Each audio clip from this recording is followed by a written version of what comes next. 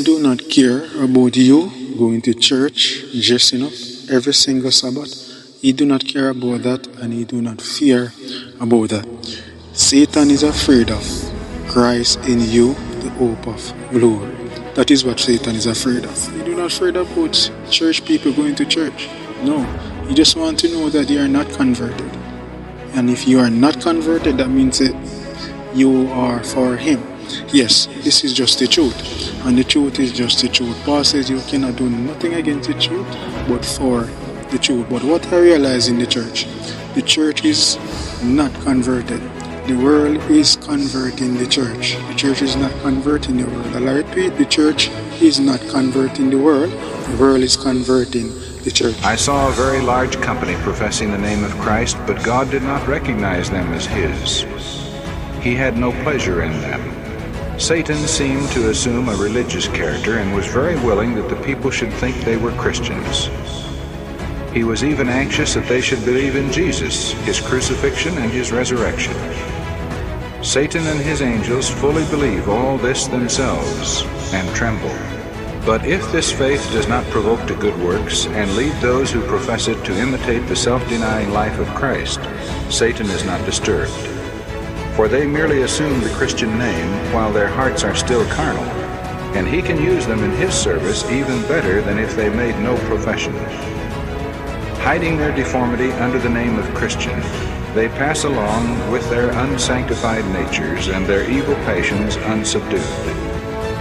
This gives occasion for the unbeliever to reproach Christ with their imperfections, and cause those who do possess pure and undefiled religion to be brought into disrepute. The ministers preach smooth things to suit carnal professors. They dare not preach Jesus and the cutting truths of the Bible, for if they should, these carnal professors would not remain in the church. But as many of them are wealthy, they must be retained, although they are no more fit to be there than Satan and his angels. This is just as Satan would have it. The religion of Jesus is made to appear popular and honorable in the eyes of the world. The people are told that those who profess religion will be more honored by the world. Such teachings differ very widely from the teachings of Christ. His doctrine and the world could not be at peace. Those who followed him had to renounce the world. These smooth things originated with Satan and his angels. They formed the plan, and nominal professors carried it out. Pleasing fables were taught and readily received, and hypocrites and open sinners united with the church. If the truth had been preached in its purity, it would soon have shut out this class. But there was no difference between the professed followers of Christ and the world.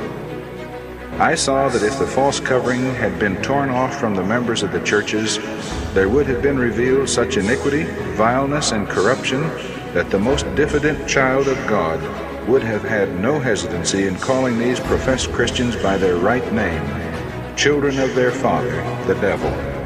For his works they did. Jesus and all the heavenly host looked with disgust upon the scene. Yet God had a message for the church that was sacred and important. If received, it would make a thorough reformation in the church, revive the living testimony that would purge out hypocrites and sinners, and bring the church again into favor with God.